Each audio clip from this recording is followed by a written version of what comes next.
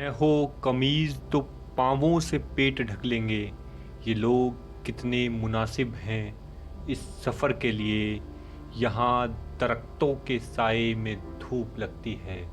चलो यहाँ से चलते हैं उम्र भर के लिए।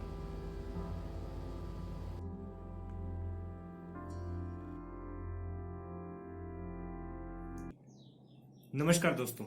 सबसे पहले तो आप सभी दोस्तों का बहुत बहुत शुक्रिया कि आप लोग मेरी कहानियों को इतना प्यार दे रहे हैं। लोग मुझे कॉल करके मैसेजेस करके मोटिवेट कर रहे हैं, मुझे बहुत अच्छा लगता है। दोस्तों, हमारे यूट्यूब चैनल पर हम 5 कहानियां डाल चुके हैं और उन पांचों कहानियों को आपका बहुत बहुत प्यार मिला है, उसके लिए बहुत बहुत शुक्रिया। दोस्तों, आज मैंने सोचा कि कहानी के अलावा आज कुछ अलग आज चैनल पर डाला जाए।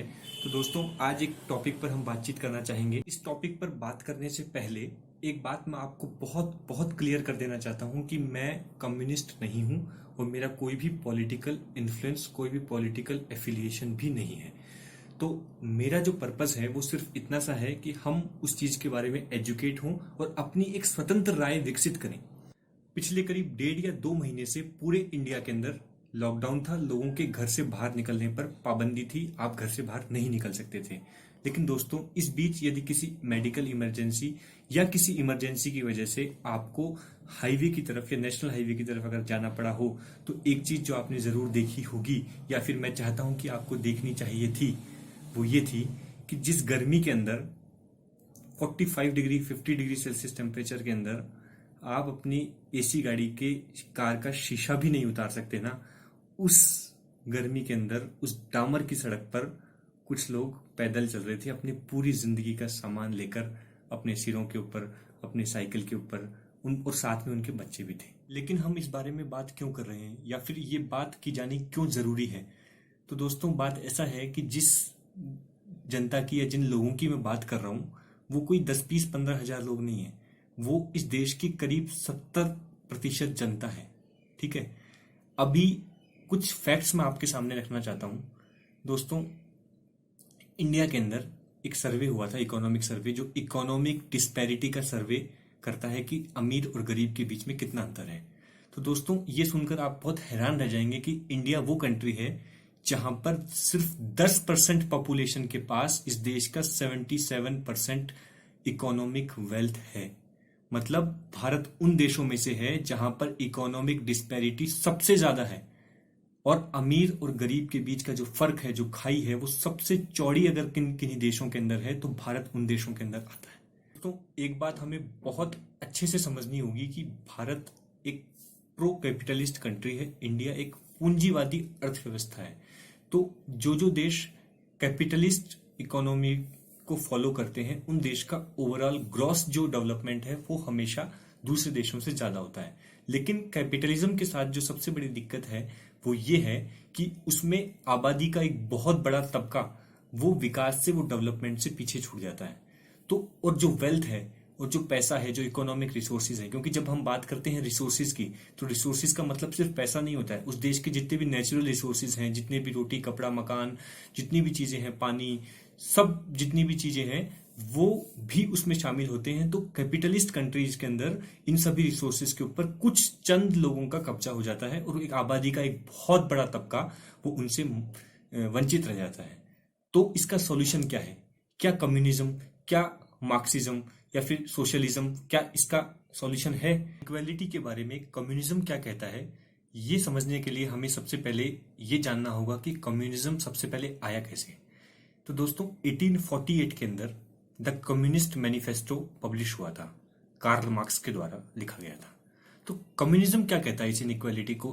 कम्युनिज्म इस इनइक्वालिटी को कैसे डील करता है? तो दोस्तों, कम्युनिज्म ये कहता है कि किसी भी देश के इकोनॉमिक रिसोर्सेज को सभी लोगों में इक्वली डिस्ट्रीब्यूट कर दो। तो कम्युनिज्म इक्वालिटी को फोर्सफुली स्टेब्लिश करने की बात करता है।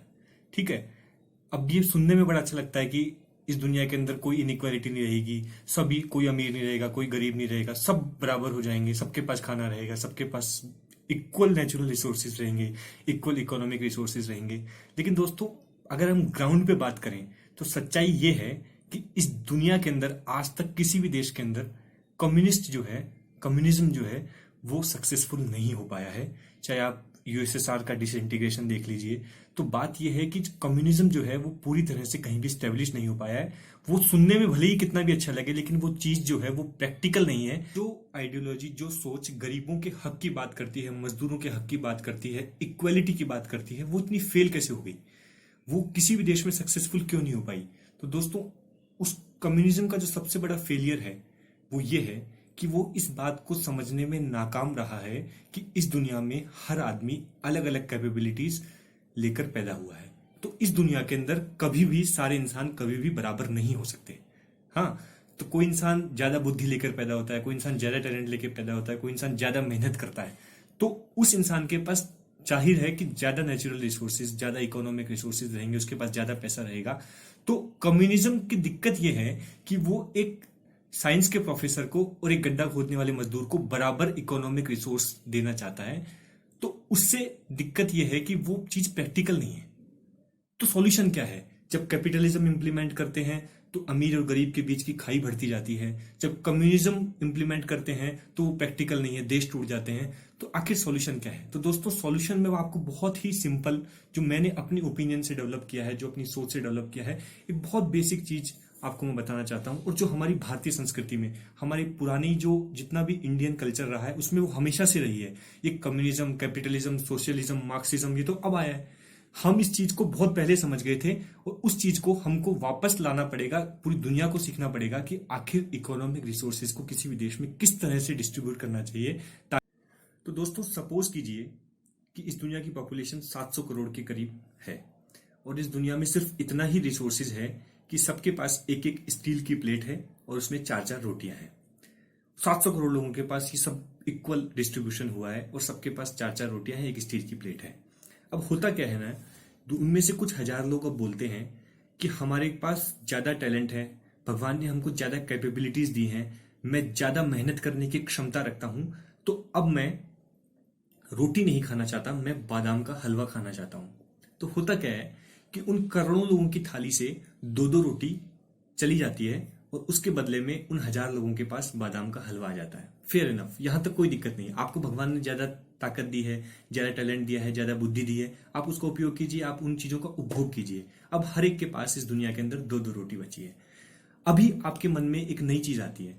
अब आप बोलते हैं कि मैं बादाम का हलवा तो खाना ही चाहता हूं, लेकिन साथ में मैं स्टील की प्लेट में बादाम का हलवा नहीं खाना चाहता, मैं सोने की प्लेट में बादाम का हलवा खाना चाहता हूं। तो होता क्या है, अब रिसोर्सेज तो इस दुनिया में फिक्स ही है ना।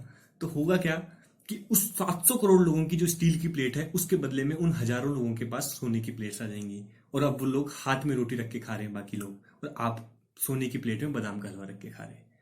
लेकिन यहां तक भी कोई दिक्कत नहीं है, आपको भगवान ने ज्यादा कैपेबिलिटीज दी हैं। अब आप कह रहे हैं कि मैं मर्सिडीज के अंदर बैठ के सोने की प्लेट के अंदर बादाम का हलवा खाना चाहता हूं। तो इस पूरी दुनिया के 700 करोड़ लोगों की अब एक एक रोटी भी चली गई।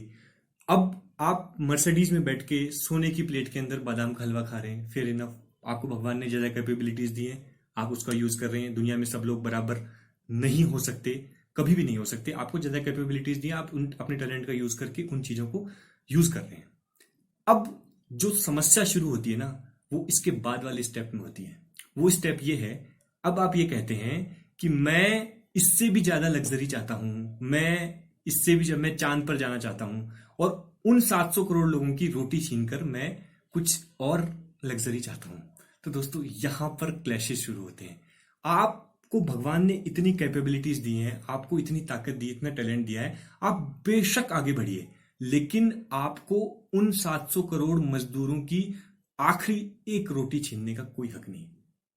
भले ही उस इंसान के अंदर आपकी 0.001% कैपेबिलिटीज भी ना हो, उसके आपके जितनी वो मेहनत भी नहीं करता हो, और वो बिल्कुल आपकी अगर ओपिनियन से समझा जाए तो वो निकम्मा नाकारा हो, तो भी दोस्तों उसको एक रोटी खाने का हक है और वो रोटी खाने का हक आप उससे छीन नहीं सकते।